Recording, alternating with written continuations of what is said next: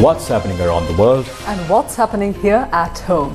Good evening and a very warm welcome. You're watching Primetime News on TV1. For the Newsfirst team, I'm Teruni Karunaratna. And I'm Sandra Ferdinando. Let's take a look at your headlines for tonight. Newsfirst Headlines. Main sponsor. Valuable Finance was awarded the Best Finance Company for the third consecutive year.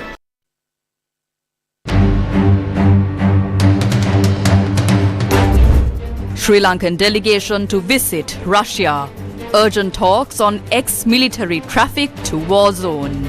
Strategic decision to defer debt payments until 2027, says President. Was relief granted for the repayment of ISBs? Questions Dr. Harsha. Sri Lanka's long-term general plan proposes to decommission coal power plants, says Energy Minister. M Entertainments signs exclusive deal with Virgin Music Group and Universal Music.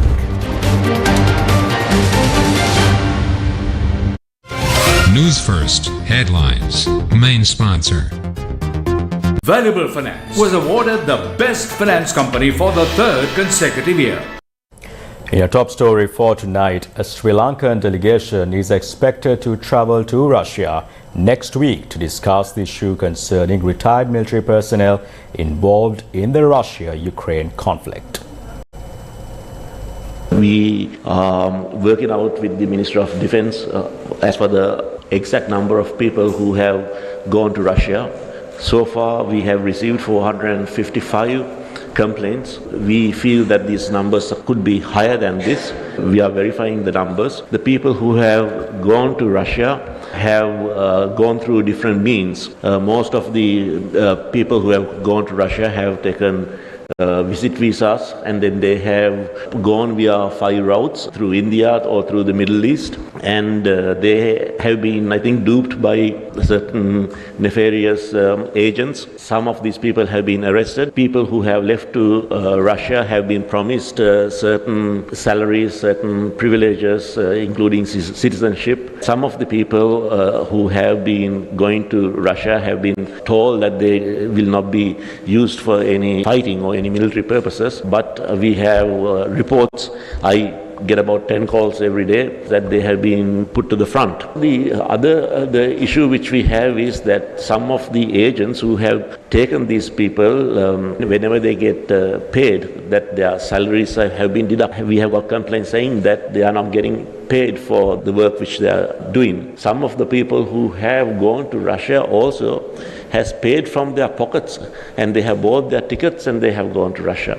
Some of them have taken loans. In addition to that, there are other issues such as pension. The pension needs to be certified by a Grama Sevaka every 6 months, and some of them, if their pensions are not certified, then they won't be able to get the pensions. So we also have developed a mechanism that in future, if any male applicants who will be going to Russia will be scrutinized, and a no objection letter from the Minister of Defense will be required if they are to go to Russia. The State Minister also spoke about the Sri Lankan delegation heading to Russia to discuss the issue. We have requested for appointments from the Russian Foreign Ministry and the Ministry of Defense, and we hope that the appointments will come by the 5th. We have indicated that we will be wanting to travel to Russia between 5th and the 7th. Apart from the delegation going to Russia, what are the specific actions that you all are taking to repatriate the Sri Lankan military personnel who are not willing to be in the war zone?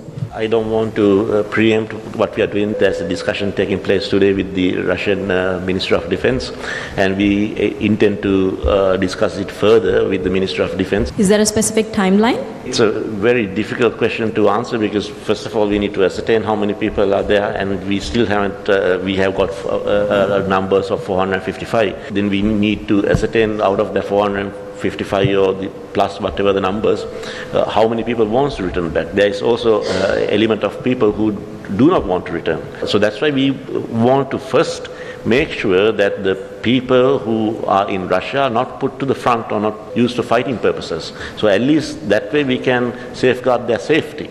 Today in Moscow, there will be a meeting in the Defense Ministry with the head of your mission, diplomatic mission, and with your defense attaché with high-ranking Russian military officials. That would be the first step, and we will continue these efforts to settle down the situation. And these people didn't tell us that they have signed contracts. What Russia's policy in general in relation to recruiting foreigners into its state sector, especially defense establishments? My President Putin, clarified many times that if some foreigners would like to voluntarily, I underline voluntarily, to join Russian armed forces, there is no objection.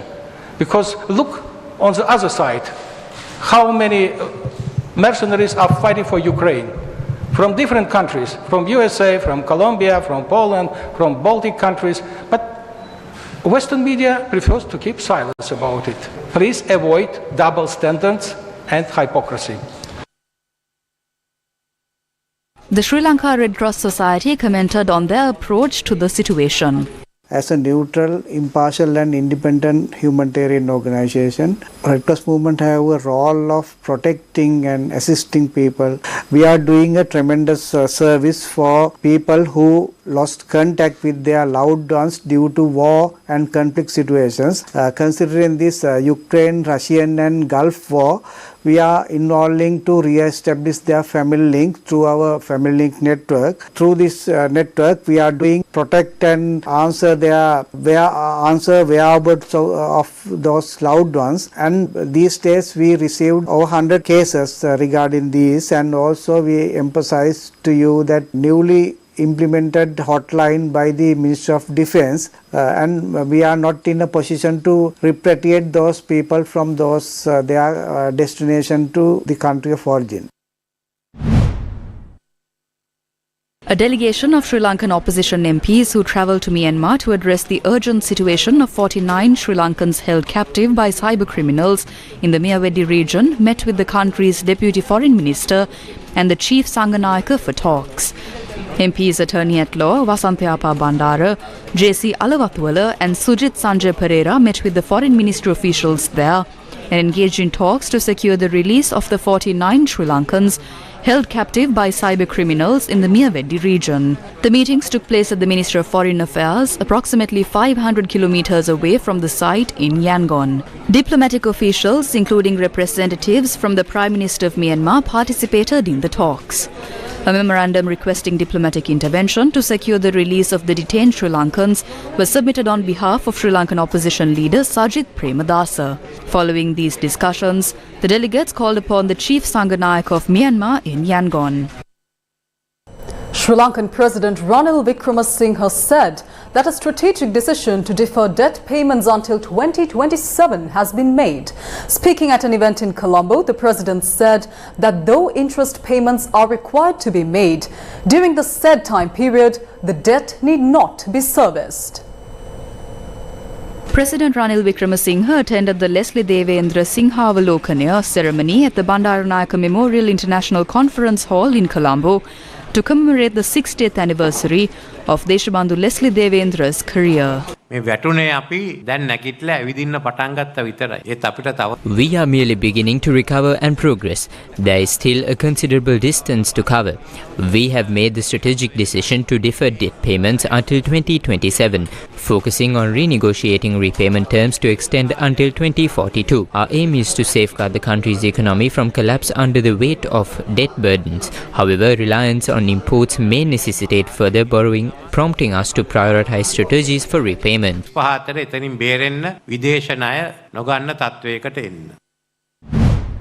Dr. Harsha De Silva, speaking at the SJB press briefing, made a revelation on the relief process on servicing international sovereign bonds. We have to service $12 billion worth of ISBs. The interest has accumulated to around an additional $3 billion.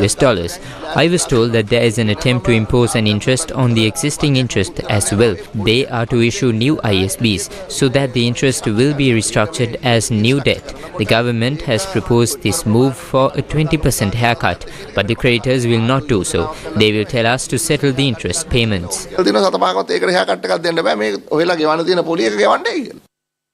Sri Lanka's Power and Energy Minister Kanchana Wijesekara announced that coal power plants in Sri Lanka will be decommissioned as per the country's long-term generation plan. He said that Sri Lanka has set a target of securing 70% of the country's energy requirement via renewable energy by 2030. The Advancing Energy Transition Roundtable discussion with the World Bank, the Asian Development Bank and other stakeholders took place with the participation of President Ranil Wickremesinghe. During the program, Minister Kanchana Wijesekara elaborated on the long-term generation plan. Sri Lanka has set its targets for 70% from renewable energy by 2030. And also mentioned by the President are decarbonization goals. Carbon neutrality by 2050, which he wants to advance to 2040. Ambitious plans, but with the right support, with the right implementation plans, which we think can be achieved as well. In that regard, we also have a policy of no new coal power plants to be implemented in Sri Lanka, which we have given a commitment at COP26, and which we had continued, and we have developed our long-term generation plan, taking in these principles, the 70% renewable energy, carbon neutrality, and the decommissioning of coal power plants in Sri Lanka. With that, the challenges that we have is that we need about 4,000 megawatts of new renewable energy that should be integrated into the grid by 2030. We have identified renewable energy zones, particularly in the northern and the eastern parts of Sri Lanka. That is where we believe our potential is for solar, wind, onshore, offshore both, that we can utilize not just for our own domestic requirements, and as the President said, we are willing to share our energy with the regional countries as well. For that, the infrastructure needs to be developed. We had estimated earlier last year the investment that is needed for the infrastructure development in the north and east, especially combining the 9 backbone lines that needs to be integrated with the other transmission lines, is going to be somewhere around $6 billion in the next 6 years. So that is something that the government can't right now invest in terms of infrastructure. If you have an understanding of the Sri Lanka electricity sector, the government has a monopoly in the transmission line development and the distribution parts. But we have proposed in the new reforms that we need to take into account these challenges and invite suitable investors even for the transmission line developments. In addition, the party leaders who met in Parliament have decided for the second reading debate on the Sri Lanka Electricity Bill to take place next Thursday. The bill proposes for the CEB, which operates as a single entity, to be divided into separate entities, paving the way for privatisation. State Minister of Investment Promotion Diluma Murugama says that an agreement will be reached with the Adani Group next week. The Ministry of Finance has given a target of $1 billion for this year. There is a possibility of surpassing that target by next week. There are about 30 projects and agreements signed for investments close to $320 million. Some are at the construction stage. Some projects have come close to being able to be exported in these few months. There is a $320 million. With Adani's agreement next week, it will be $800 million. We are glad to announce that we have completed a target of $1.1 billion in the first quarter.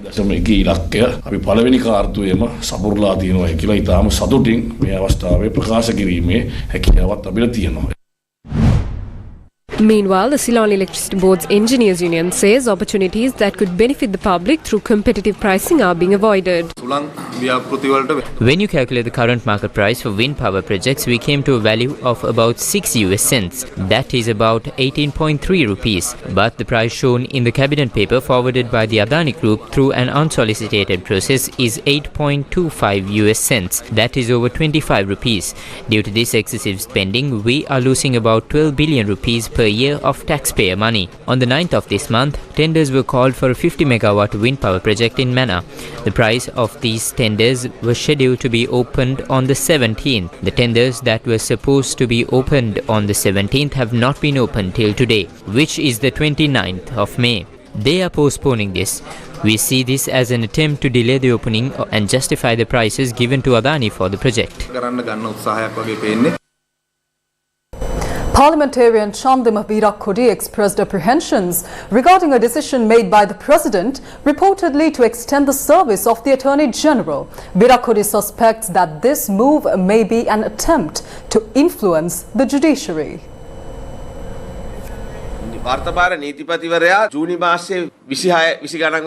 It is anticipated that the current Attorney General is set to retire by the 20th of July. However, with the proposed 6-month service extension, he could potentially remain as the Attorney General until December. Notably, the current Chief Justice is slated for retirement in October this year. It is part of the country's tradition that the Attorney General, based on seniority, could be appointed as the Chief Justice. This raises questions about the potential impact on the judiciary. Given that the presidential election is scheduled during the extension period, there are concerns about who is advocating for this service extension. Reports suggest that the individual seeking the extension is likely to run as presidential candidate in a few months. This begs the question, what are the motives behind the Attorney General's push for an extension? This can be viewed as an attempt to advance personal political ambitions at the expense of the country's democracy, rule of law and judicial integrity.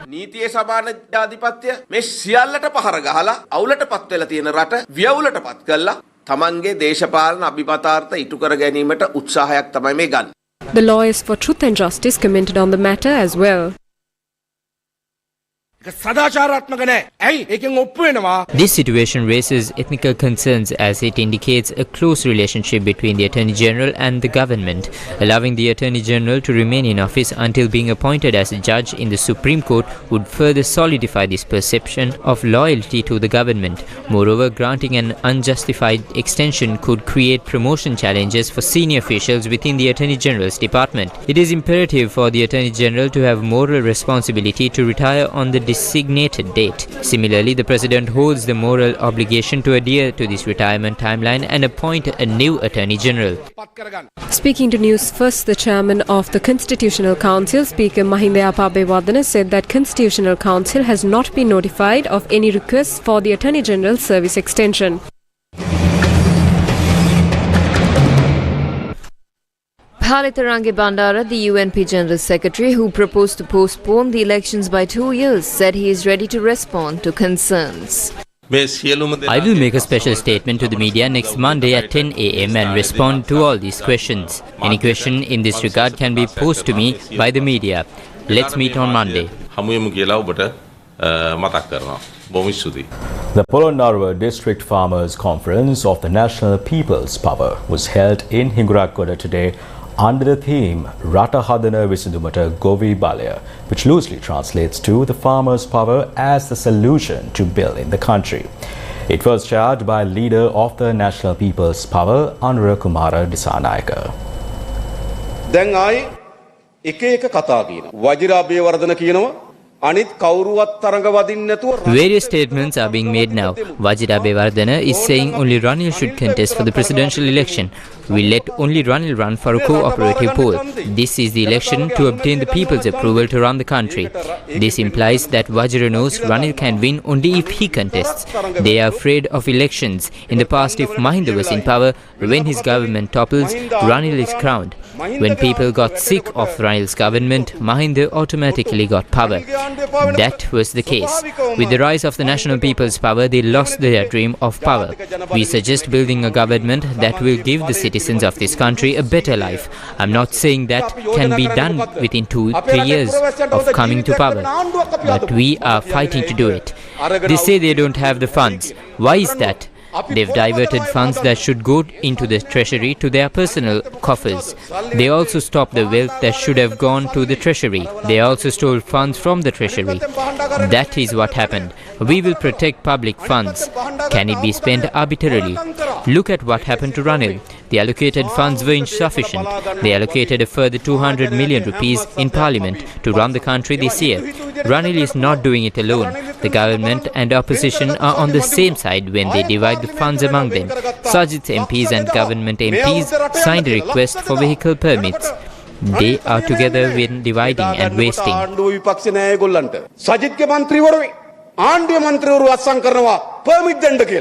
බෙදා ගන්නකොට එකට නාස්ති කරනකොට එකට.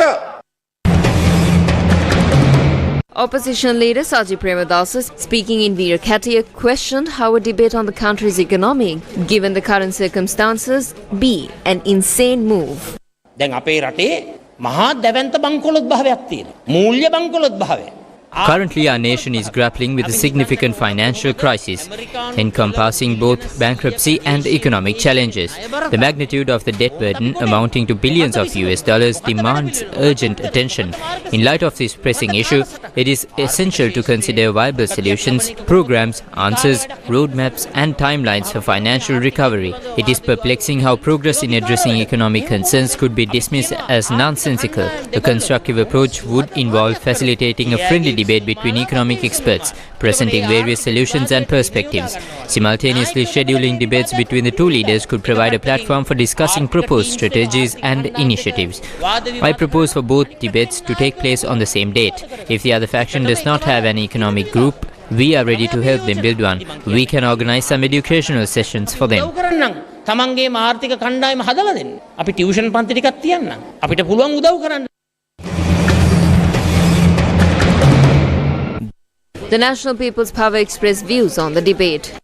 The issue we have is that Sajid Premdasa must clearly say who is in his economic council and what his economic policy is. Our leader has extended a clear invitation to their party leader to discuss economic policies and our manifesto for the upcoming election. Once leaders discuss economic policies and they are revealed to the country, we must hold discussions with the team tasked with implementing said policies. The leaders are now avoiding this and telling various things to various people. Godaheva is saying one thing and Harshad Desula is saying another. Some are of completely different opinions. Therefore, who should we communicate with? The Sarva Janabalaya, including leader of the Maubima Janata Party Dilip Jayavira, convened a media briefing in Colombo. Questions were posed with regard to the future of the new political faction. This coalition is not a conventional alliance, but a unique unity forged for two distinct reasons. Firstly, the absence of a formidable opposition capable of challenging the current government. This acknowledgement is widely recognized among us. Secondly, the imperative nature of a leftist national unity in response to the prevailing circumstances, be it in the context of a presidential election or the potential for any election. මේ වාමවාදී ජාතිකත්ව අපේ එකමුතුවක අවශ්‍යතාවයක් පැන නැගී තිබුණා. ඔබතුමාගේ bus එකට වෙනත් කට්ටිය නැත්නම් සභාපති සරත්තුරුම ඊදුරු බහලා යනවනේ. නෑ අපේ පක්ෂයේ ඉස්සෙල්ලම Chairman is an honourable position in the party and it is not an administrative position. No other reason was given in the letter he addressed to me. He had only wished me well. ලිපියේ නම් වෙනත් කරුණු දක්වා නැහැ වෙන කිසිම කරුණක්. ඕ මට සුබපතල විතරයි තියෙන්නේ. සමාජ මාධ්‍යවල සඳහන් වෙනවා ජාතිවාදී පක්ෂයට එකතු කර ගැනීම නිසා ඒ වුණා කියලා. මේ ශ්‍රී ලංකාවේ The issue plaguing the nationalist movement in Sri Lanka stems from the misguided interpretation of nationalism with racism. My friends Udaya and Vimal have been steadfast in presenting factual information on this matter. Throughout our conversations, they have remained committed to their principles. In our discussions, we have recognized the importance of addressing and rectifying misconceptions within society. As a collective, we are determined to set the record straight and work collaboratively as a team. ඒ ඇතිවි ඇති තත්ත්වයන් සමනය කරගනිමින් අපි කණ්ඩායමක් හැටියට ඉදිරියට යන බවත් ප්‍රකාශ කරන්නට කැමතියි. අපි දැක්ක කීපාර ජාතිකත්වයේ කියන එක පාවිච්චි කරා. ගෝඨාභය රාජපක්ෂ මහත්තයා කැම්පේන් එකේ. හැබැයි මේ වචන පාවිච්චි කරේ වන්ද බෙසියර් වද කොත්තු එතකොට මුස්ලිම් විරෝධය MCC කියසුම. දැන් මේ පාර ඒ වගේ මාතෘකාවට හේතු දෙකක් නිසා ඒ මාතෘකා නැති වෙනවා. The erosion of those topics can be attributed to two key factors. Firstly, our historical perspectives have provided valuable lessons revealing a lack of consensus on a comprehensive definition of nationalism. This discrepancy has at times led to a distorted sense of nationalism. Acknowledging and rectifying these misinterpretations is the foundation of our movement.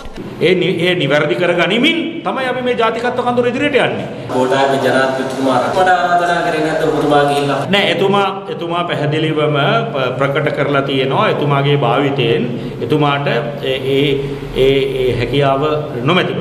Computer කරේ කියන කියා සිටියා සභාපතිතුමා අයින් වෙච්ච ඉතින් ගෝඨාභය මහත්තයා නතර වාඩි කරලා නම් සේන මහණී කියලා. ඔව් ඒ ඕන් ඒ වගේ විහිළු ප්‍රකාශ ඒගොල්ලන්ට වාඩි කරගන්න කියන්නේ. ඉස්සෙල්ලා ඔබතුමා මහින්ද සුලංගේ නම මේක දෙවිජය කියන සුලංගේ. නෑ මේක සර්වජන බලයේ සුලං. කවුද නායකයා? අපි ඔක්කොම නායකයෝ, අපි ඔක්කොම විධායක සභා සමාජිකයෝ. නෑ ජනාධිපතිවරණයට අපි අතර ඉන්න සුදුසුම කෙනා අපි මේ අවස්ථාවේදී ඉදිරිපත් කරනවා. News First with the people.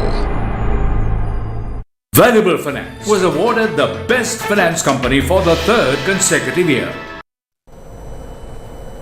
Bulletin Music Group and M Entertainments signed a landmark exclusive distribution partnership to promote Sri Lankan singing talent internationally.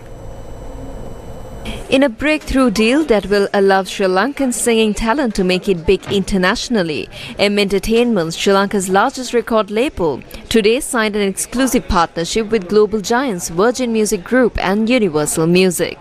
VMG is the world's leading partner to independent music companies and artists with global infrastructure and local expertise in every major music market around the world. The partnership agreement was signed at VMG in Mumbai today by Amit Sharma, country manager India for Virgin Music Group, and Frederick Disanayake, CEO of M Entertainment Sri Lanka. Group Director of CMG, Shevan Daniel, and Lavanya Das of Virgin Music Group were also present at the signing. Sri Lankan talent with international potential under the M Entertainment's label will now be offered compelling, efficient, and highly flexible global solutions with the most advanced marketing technology available. In a historic achievement for Sri Lankan cinema, Shesha, a poignant dance film directed by Isuru Gunatilaka, has been honoured at the Remember the Future World Film Festival in Cannes. This prestigious accolade recognises the film's exceptional artistry and storytelling, celebrating those who strive to preserve a fading art form. Shesha, a Sri Lankan production by Isuru Gunatilaka, has won the award of the Best Dance Film at the Remember the Future World Film Festival in Cannes. The award was presented to Gunatilaka's Shesha in recognition of excellence in filmmaking at the World Film Festival. Shesha, a film centered around the theme of dance, pays homage to those who make immense sacrifices to preserve an art form that is gradually fading away. Created by the collaboration of Ravi Bandhu Vidyapati and Chandana Wickramasinghe, both renowned figures in Sri Lankan dance, the film features a stellar cast. Veteran dancers Chandana Wickramasinghe, Umali Tilakaratna, Malkanthi Jayasinghe, Nalin Pradeep Udwala and other talented actors contribute to the performance. Notably, Shesha has achieved international acclaim, becoming the first Sri Lankan film to win the award for Best Dance Film in Cannes. The prestigious World Film Festival will host the award ceremony on the 15th. Following its international recognition, Shesha, inspired by the intangible essence of Sri Lanka, is set to grace Sri Lankan cinemas in the latter half of this year. The full cast and crew can be viewed on www.newsfirst.lk. ඉසුරු ගුණතිලක කියන්නේ අපේ ලංකාවේ ඉන්න තරුණ සිනමා අධ්‍යක්ෂවරයෙක්. Isuru Gunatilaka is a young film director in Sri Lanka. I play the lead role in this film. The script, written by Samantha Kumara, includes the life experiences of a traditional dancer and dance teacher. It encompasses the art of traditional dancing and what we are left with. This film is the result of a team effort, showcasing the beauty of traditional Sri Lankan dancing and how we can take our cultural heritage to the global stage through traditional dancing and the issues we face in the country. This film includes traditional poems, songs and other forms of art that is unique to us. Shesha is a beautiful cinema brand in our journey to becoming a global brand. It is a pride to the entire nation that our traditional dancing was awarded at such an award ceremony. අපේකම නැත්නම් අපේ නැටුම ඒ වගේ සිනමා සම්මානවලකදී සම්මානයට පාත්‍ර වීම මම හිතන්නේ ශ්‍රී ලාංකික අපි හැමෝටම ආඩම්බරයක්. A fuel leak has been reported from a vessel that reached the Colombo harbour during the process of unloading fuel. The Marine Environment Protection Authority told Newsfirst that steps have been taken to prevent fuel from contaminating the ocean. On Wednesday afternoon, a quantity of diesel fuel shipped by PetroChina to the Ceylon Petroleum Corporation had leaked. Ceylon Petroleum Storage Terminals Limited said that the incident occurred within a pipeline used for transporting fuel from a ship. Ceylon Petroleum Storage Terminals Limited said that the leak took place on land and a certain quantity leaked contaminated seawater. In addition, Ceylon Petroleum Storage Terminals Limited responded by adding dispersants to the water to mitigate the impact. With the support of the Port Authority, Ceylon Petroleum Storage Terminal Limited had controlled the spillage. As of this afternoon, the affected pipeline has been closed and excavation work is underway to pinpoint the exact location of the leak. Meanwhile, the Marine Environment Protection Authority has taken legal action in response to this fuel leak. In a separate incident, an Indian ship which experienced a fuel leak while anchored in the port of Colombo has been taken into custody by the Marine Environment Protection Authority. The purpose of this action is to conduct a thorough investigation into the related oil spill. MIPA has formally requested compensation amounting to 15 million rupees in connection with the incident. A day earlier, the Colombo Additional Magistrate issued an order prohibiting the foreign travel of the ship's captain. Students attached to the Higher Education Institute in Dehiwala protested against government attempts to sell off the country's education sector.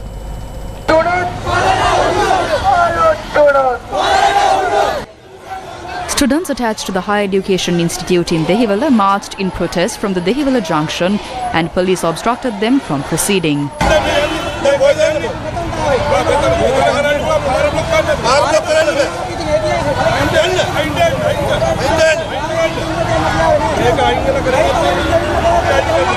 Thereafter, the students protested at the Dehiwala junction while Sri Lanka police and riot police were stationed nearby. A program is being implemented to merge SAIT and Univatech and sell off the SIAT programs. This is being done as per the IMF program. The government of Ranil is trying to fulfill those conditions under the guise of the National Education Policy Framework.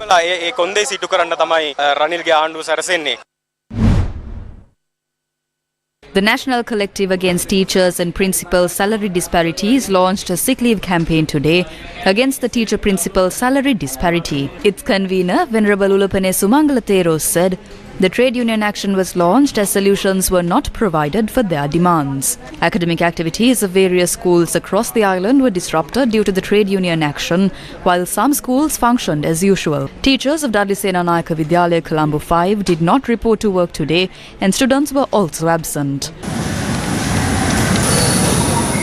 Academic activities at Ananda College, Nalanda College and Gauthami Vidyalaya proceeded as usual.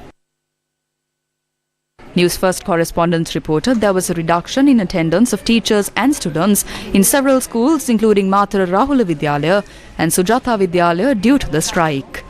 However, the strike was not carried out in several schools including Mathura Hittetiya Dharmaraja Vidyalaya and Anura Vidyalaya, and academic activities proceeded as usual. The sick leave campaign was a massive success. We also reached a decision to continue the trade union action tomorrow as well, as the ministry officials are turning a blind eye to the issue.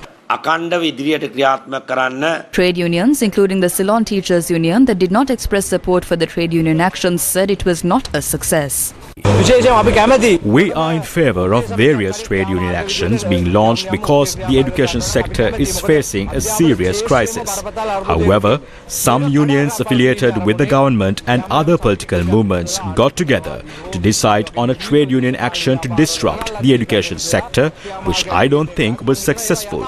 A trade union should be an organization with active members. When groups that don't have that attempt to take action, this is what happens. This was Venerable Ulapane Sumangala Theros' response. We have two camps fighting to win 2/3 of trade union rights. One camp is the government faction and the other consists of teachers' unions that are limited on boards, which are going extinct. They were functioning as the main teachers' unions so far. We challenged the ministry and such teachers' union to explain which side the teachers and principals are on with statistical data from those who participated in today's trade union action.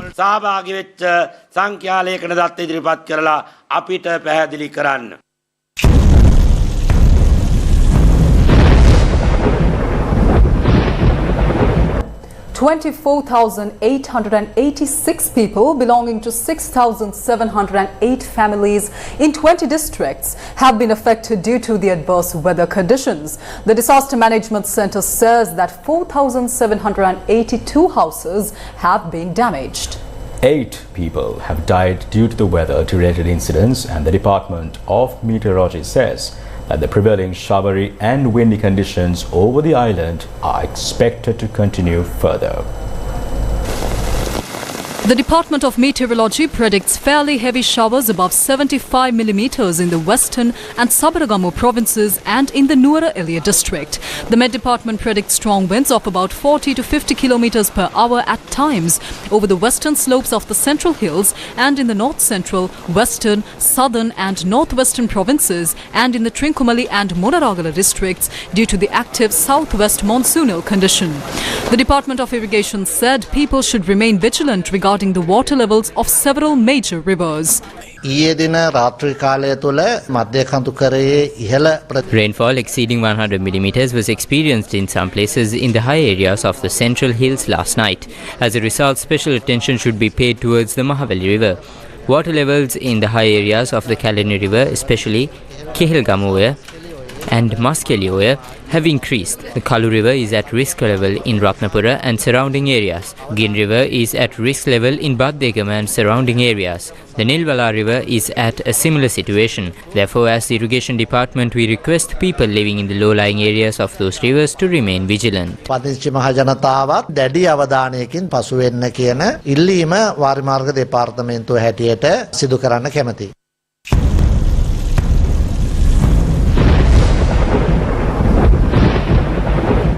Sri Lankans can now stay in Thailand for 60 days without a visa. This is according to a decision reached by the Thai cabinet earlier this week. The Foreign Minister of Thailand on Wednesday released a list of 93 nations whose citizens can enter Thailand without a visa or obtain a visa on arrival and can stay for up to 60 days. Sri Lanka is among the countries now eligible for visa on arrival in Thailand and will get a 60-day stamp upon arrival. In a move to boost tourism and bring tourist dollars into the country, the cabinet agreed on Tuesday to waive visa measures for a total of 93 countries. This list includes the 57 nations whose citizens were allowed to stay in Thailand for 30 days without a visa, 13 nations for whom the visa requirement was recently waived, and an additional 6 nations whose citizens will be allowed to stay here without a visa for 60 days. The Sri Lanka chapter of 2023 Asian NGO Network on National Human Rights Institutions report was launched today. The Asian NGO Network on National Human Rights Institutions Report 2023 assesses the performance of NHRIs in addressing and mitigating challenges in 13 countries for the reporting period of 2021 to 2022, a time of post-pandemic response and recovery. 2021 to 22 was a significant period of turmoil for Sri Lanka. While the nation witnessed widespread human rights violations and a curtailment of fundamental freedoms, the Human Rights Commission of Sri Lanka also faced challenges in fulfilling its mandate due to the country's economic collapse. However, human rights activists interviewed for this research expressed a sense of disappointment with the Human Rights Commission's perceived lack of resolve in addressing some of these issues. The Human Rights Commission's highest score was in the area of independence, although it was a modest 6.7 ranking, it fifth amongst the 11 countries assessed in the annual report. In 2021, the Global Alliance of National Human Rights Institutions, GANRI, due to its primary concerns surrounding the selection and appointment process of commissioners following the passing of the 20th Amendment. The media conference of the Capital Market Awards 2024 by CFA Sri Lanka took place yesterday in Colombo. The media conference of the Capital Market Awards by CFA Sri Lanka took place in Colombo. Held under the theme, The Power of Public-Private Partnerships, this year's event will focus on the current status of public-private partnerships in Sri Lanka and their future potential. CFA Institute is an association of investment professionals and we focus on ethics, education and professional excellence. We have 190,000 members across the globe in 164 countries. We are committed to fostering a global community that encourages lifelong learning as well as the ethical practice. So if you look at CFA Institute is an association of investment professionals, and we focus on ethics, education and professional excellence. We have 190,000 members across the globe in 164 countries. This year, the CFA Society Sri Lanka will host its flagship event for the 11th time. The event has brought about many benefits to the industry over the years, some of which are highlighted on this slide. So we have a lot to look forward to this year, and less than a month to go for the much-awaited Local Capital Market Awards. The CFA Society Sri Lanka's Capital Market Awards 2024 will take place on the 18th of June 2024.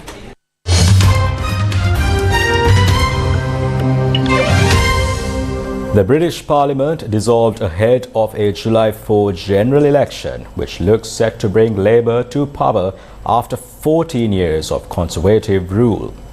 Meanwhile, in neighbouring India, Prime Minister Modi will sit in a 45-hour meditation from this evening as the India Lok Sabha polls come to an end. Let's take a look on more details on these stories on tonight's edition of The World Today.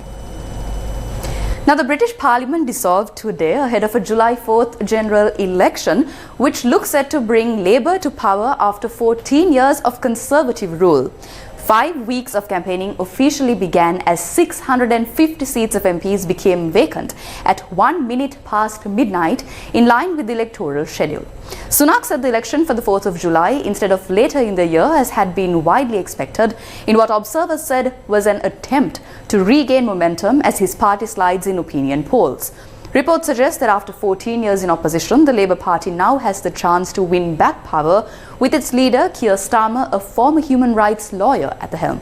Some 129 MPs have so far announced that they will not be standing for re-election. Among them are 77 Conservatives. Among the Tories standing for re-election, some have made no secret of their annoyance at having been caught off guard by the July election date. Steve Baker, Secretary of State for Northern Ireland, stood by his decision to continue his vacation in Greece, saying that he would be preparing his campaign there. After the election announcement, Sunak travelled across the country, promoting Conservatives as the safe option. His campaign met with some early snags, including a visit to the site where the Titanic was built, drawing comparisons between his leadership and captaining a sinking ship. Doubling down on older voters and right-wing supporters, Sunak's campaign has seen pledges to bring back national service and what is billed as a £2.4 billion tax break for pensioners. Now, however, Sunak's week of intense campaigning and bid to surprise the country have done little to boost favour. Polls put Labour on average at 45% of voting intentions against 23% for the Tories, suggesting that given the simple majority voting system, Labour will enjoy a very large win.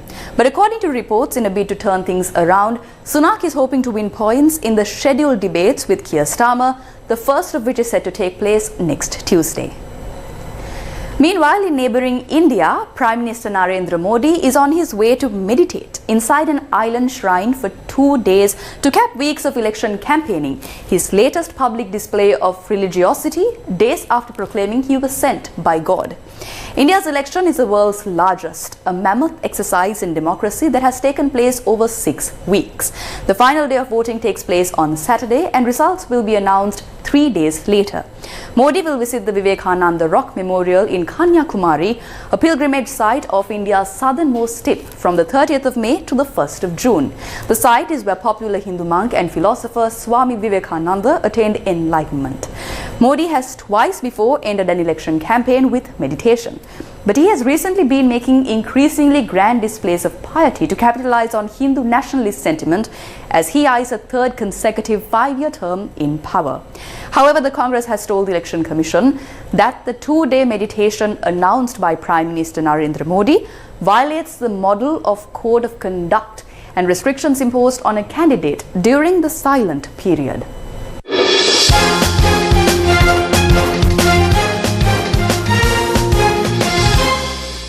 Up next is our special segment, The Road to the World Cup. the ICC T20 World Cup. The 2024 T20 World Cup will be jointly hosted by the United States and the West Indies. Despite being a newcomer to the cricket scene, America has constructed 3 state-of-the-art stadiums for this World Cup. These stadiums have been designed using latest techniques, including the innovative dropping pitch method. Firstly, we have the Central Broward Regional Park Stadium in Lauderhill, Florida. With a seating capacity of 25,000, it promises an unparalleled viewing experience for cricket enthusiasts. Next, the Nassau County International Cricket Stadium in New York can accommodate an impressive 34,000 spectators. Lastly, the Grand Prairie Stadium in Dallas, Texas boasts 15,000 seats. 3 days more. And with that, we wrap up news for tonight. Thank you very much for watching. Take care and good night.